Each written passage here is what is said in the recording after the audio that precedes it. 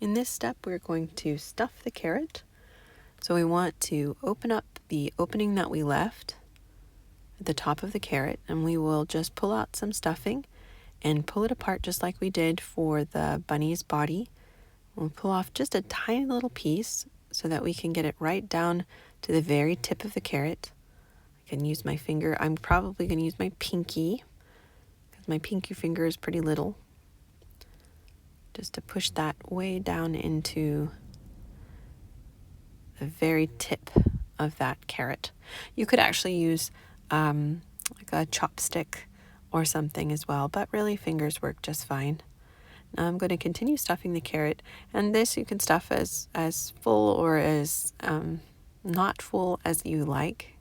It's up to you. But I do want to leave a little space up at the very top so that I can push my carrot top in. That's where the stem of the carrot top will go, and we'll stitch the two together when we close that opening. So I'll continue to stuff my carrot until I feel like it's the right level of fullness, leaving just a little space at the top for my carrot top to go in. And that's that step finished.